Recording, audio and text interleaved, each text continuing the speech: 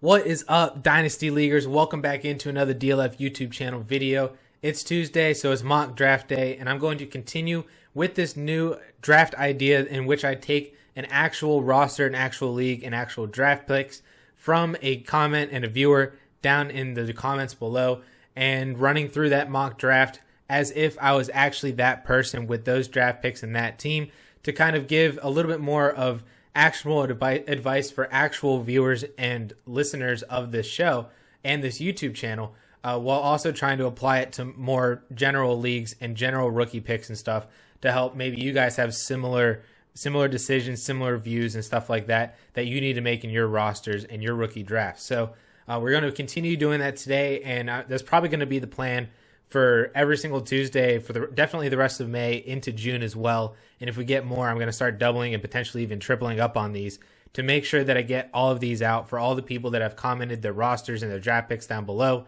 and especially making sure that I get these out to y'all before your rookie draft starts, so then you can take this video and my advice and what I do into your rookie drafts in your back pocket, in your arsenal, you know, whenever you're on the clock and you're making decisions at these picks. It's important to me, so I want to make sure I do that for all of you. So with that all being said, let's get right into this video.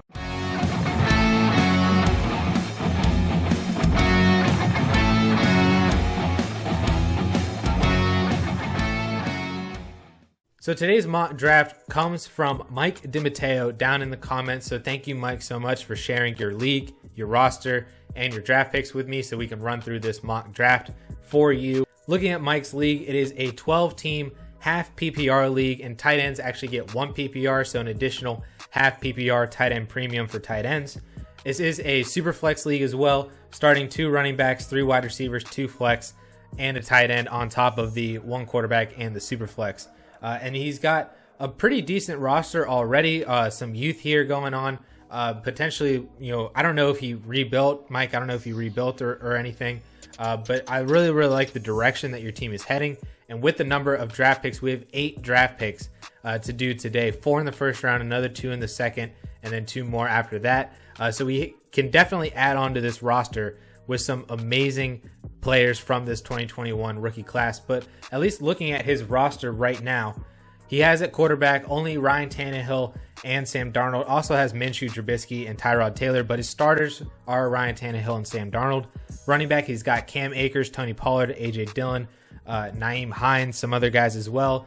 Wide receiver, he's got T. Higgins, Brandon Ayuk, OBJ, Tyler Johnson, some other guys on top of that. And then at tight end, he's got Irv Smith, Gerald Everett, and Harrison Bryant. So already, like I said, I like the roster. I like the direction that it's heading in, and we can definitely add on to this and make it a lot better with this 2021 class with the picks that he already has. So let's get right into this draft pick then. Let's get right into this mock, and I can showcase the picks that he has. So like I said, 4 picks in the first round, 102, 103, 106, and 107.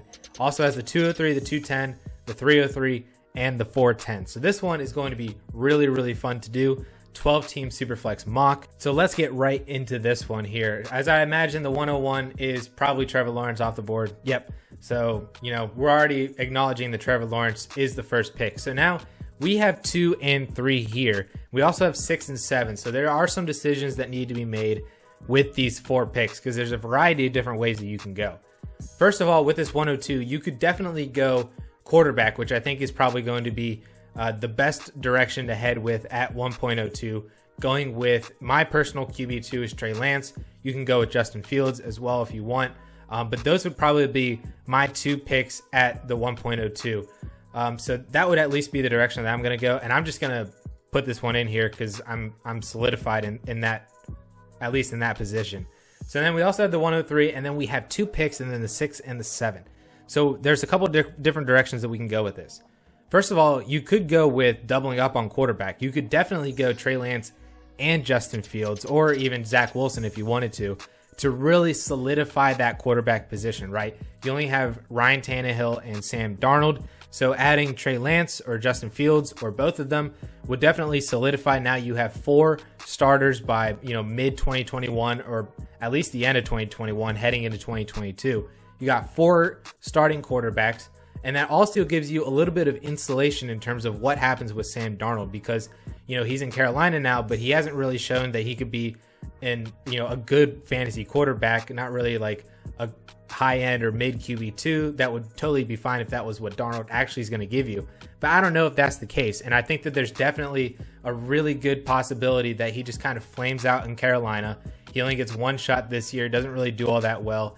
And they just kind of go into 2022 looking to reset at that position again, like they already did with Teddy Bridgewater. So grabbing 2 quarterbacks here, so then you go with Ryan Tannehill, Trey Lance, and Justin Fields, insulates you from that possibility of having to grab another quarterback and potentially in 2022 or beyond, so in case Sam Darnold does flame out. So you could definitely go that route. Another route that you could go is Jamar Chase here at the 1.03, I think would be a good decision as well. Adding an elite top tier option at wide receiver to go with your wide receiver depth. You could maybe shy away from doing that, or you might feel like shying away from doing that because you already have T. Higgins and you don't necessarily want to double up on the Bengals players, but it at least makes potentially one of them very tradable. And just taking kind of best player available method here could be going the Jamar Chase route, because I do think that he is the clear-cut wide receiver 1. And when you're looking at players at the 6 and the 7, you're looking at more like Devonta Smith, Jalen Waddle. Najee Harris probably won't be there. Travis Etienne might be there. But that's at least probably the crop of players that you're looking at 6 and 7. So I think going Jamar Chase would probably be a smart decision as well. But then the final route that I would go, I would not go Najee Harris here. I would look to instead potentially Kyle Pitts. Kyle Pitts is the 103 as the first positional skill player off the board, non-quarterback. Would also be, in my opinion, a good move here. You get yourself a trade chip, a guy who's already being drafted in the 3rd or 4th round of startups, even in one quarterbacks and then a little bit later in Superflex. But he's being valued very, very highly, even for a tight end and for a rookie tight end who's never played. You could just take the value shot on Kyle Pitts at 1.03 and then wait and see what you've got at 6 and 7. Maybe another quarterback slides down there. Maybe you take a shot on a Devonta Smith or a Travis Etienne or my wide receiver 2 and Rashad Bateman. That might be a little bit of a reach in the mid first, at least in terms of where his ADP is. But all could be different routes that you take. Me personally, and because maybe this is just bias against Sam Darnold, personally, I think it would be smart to double up on quarterbacks because when you're in a rebuild, you don't want to worry about, your quarterback position, because drafting your quarterbacks is always going to be the cheapest way to acquire them.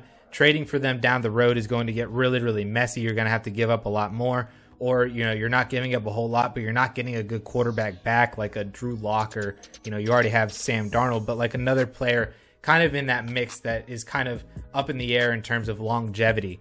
Adding Trey Lance and Justin Fields to me adds longevity to your quarterback position, something that is very valuable in and of itself in a Superflex league, and something that, you can't necessarily get quarterbacks every single year unless your team is really, really bad and you're in the top of the first. Next year you're looking at maybe 2 or 3 quarterbacks. The year after that, maybe a couple more after that. This is really a really unique year in which we have 5 quarterbacks that could realistically be starters week 1, if not mid 2021.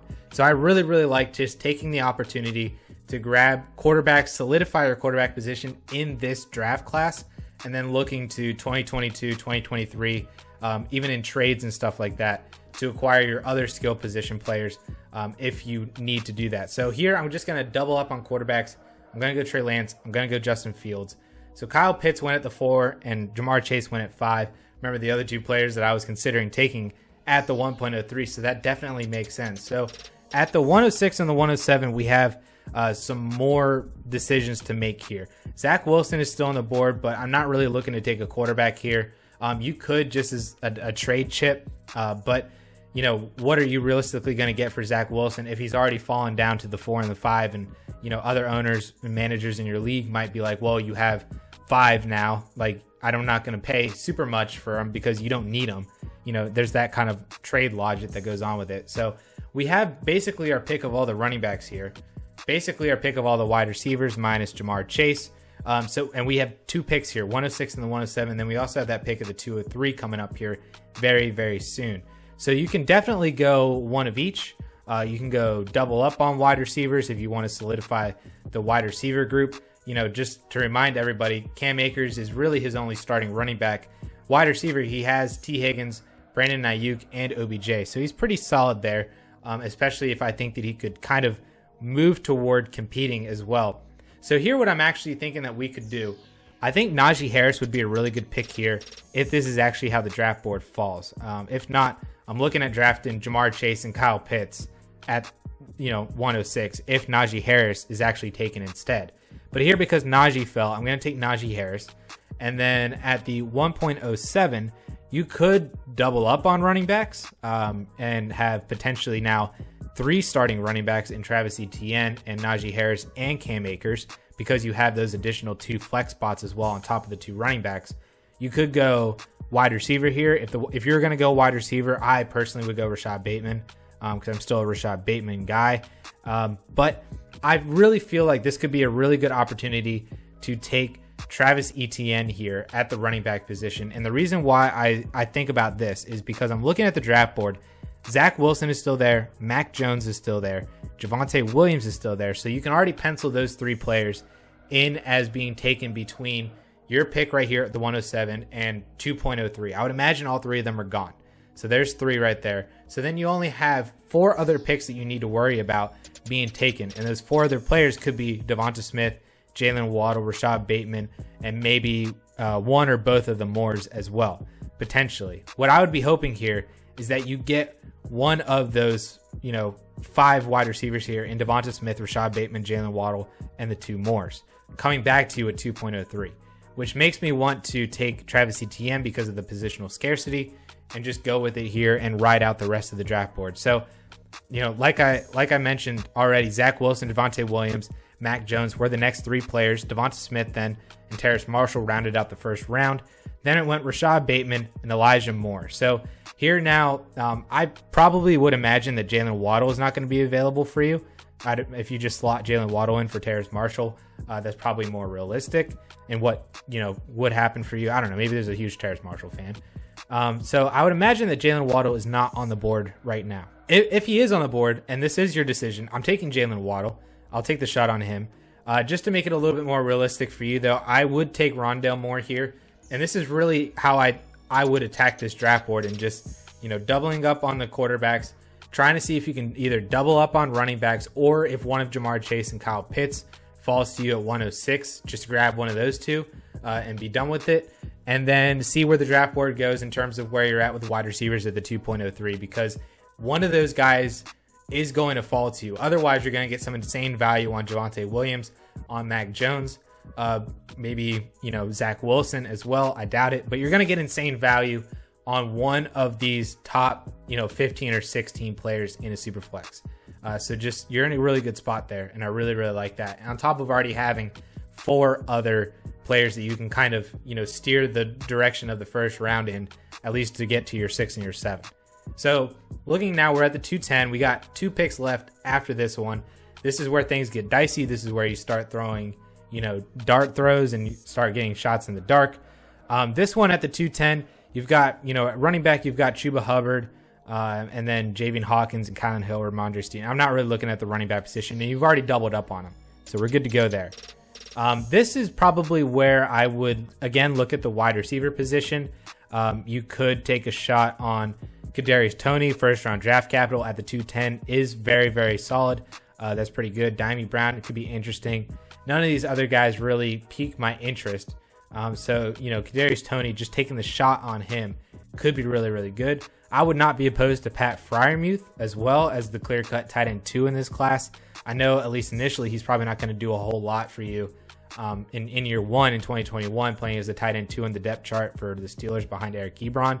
And then there's questions about what is Pat Freiermuth post Big Ben, but we get to that down the road. And this is a tight end premium league. So if Pat Freiermuth is getting 40 to 50 receptions, that's at least a little bit more valuable to you in a 1 PPR tight end premium where, Kadarius Toney or Dimey Brown, if they're getting 40 to 50 receptions, they're getting half as many points as you.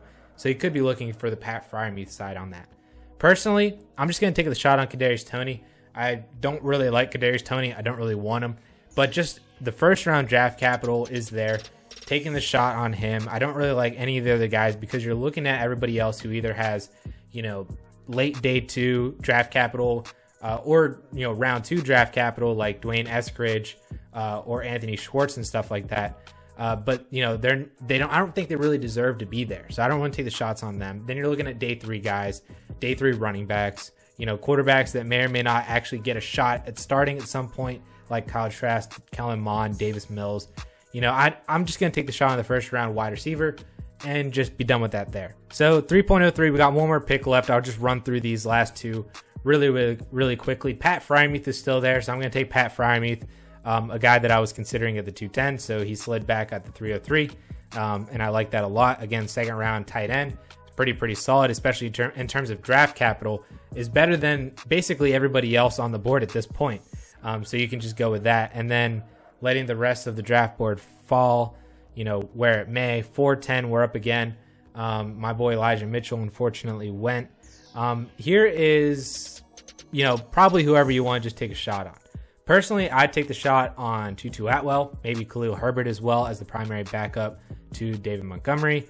Chris Evans could be interesting as just a shot at the running back position. This could be whoever you want to be, and probably is different for 10 different people if you were to ask all of them. I'm just going to take the shot on Tutu Atwell. Yeah, he's undersized. Yeah, he might be the wide receiver 4 or, definitely the wide receiver 3 on the depth chart, depending on where Ben Jefferson slides in. But his analytical profile is pretty solid. 19-year-old, 30% breakout age, had day 2 draft capital as well. So I like at least what he's bringing to the table in the 4th round at the 410. Just taking a shot, he could have just as much upside or downside as like anybody else that we would have taken there. So this is how the draft board then would fall. And this is, just to recap what I did here. Trey Lance and Justin Fields at the 2 and 3, just to double up on the quarterback position. Insulate yourself against potentially Sam Darnold flaming out if he actually is like not a great quarterback and that wasn't just all Adam Gase and the New York Jets. Insulating yourself there, giving yourself more longevity at the position. I really like going that route. And then potentially you could see if one of Kyle Pitts or Jamar Chase falls to you at the 106. If they don't, in this case they didn't, I just doubled up on running backs because of the positional scarcity, Najee Harris and Travis Etienne. One of those wide receivers I thought was going to fall to me. One of Devonta Smith, Rashad Bateman, Elijah Moore, Rondale Moore, and Jalen Waddle. In this mock, 2 of them fell because Terrace Marshall went in the first. I don't really think that would happen. If you just swap Marshall and Jalen Waddle, I think that's more realistic. But we got Rondale Moore here, and I really like taking the shot on him there as well. And then 210, we went Kadarius Toney for the first round draft capital shot on a wide receiver, even though it's the guy that I don't really like all that much. 303, Pat Freiermuth for the tight end premium, round 2 draft capital, which is better than a lot of the other guys on this list. And then finally, the 410, just taking the shot again on draft capital, Tutu Atwell, and the analytical profile and stuff like that. So ultimately, that's kind of where I decided to go. And I spent a large majority of this talking about the decisions in the first round, which is going to be the most pivotal and the crucial decisions for you, Mike, but maybe for a lot of other people out there as well, debating on what to do if they have multiple top 5 picks and maybe need a little bit in terms of quarterback. Maybe you don't need quarterback and you can trade out. Maybe you take Jamar Chase and Kyle Pitts. Do stuff like that to give yourself value on your team now in May to potentially trade, or, they're still being drafted at highly, so we expect them to produce. So, maybe you just see what you've gotten them in terms of actual fantasy production. So that ultimately, between all those picks, I think really makes the team pretty good at quarterback. Now, to add to Darnold and Ryan Tannehill, we have Trey Lance and Justin Fields. At running back, to add to Cam Akers, we just added Najee Harris and Travis Etienne. And at wide receiver, to go with T. Higgins, Brandon Ayuk, and Odell Beckham Jr., we added Rondale Moore and Kadarius Toney, and then added Pat Freiermuth as another potential tight end in a tight end premium league. So, Mike, I hope that helped you out. Maybe gave you some more stuff to think about. Maybe that, like I said at the top, just confirmed some of the things that you were kind of going for. Hopefully, I made this applicable to other people out there if you have similar decisions. And I really do enjoy doing these mock draft videos with actual rosters and actual draft picks. So if you want me to do that for you, drop a comment down below with your league settings in terms of how many teams, scoring, if it's PPR, tight end premium, anything like that. And then your roster settings in terms of how many players you're starting, if it's Superflex or not.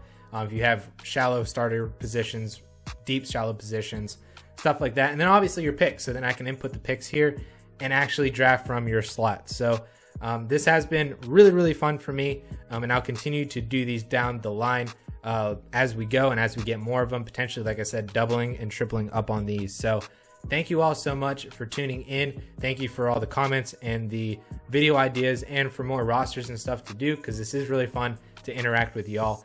Thank you, thank you, thank you. And with that all being said, guys, we will catch y'all later.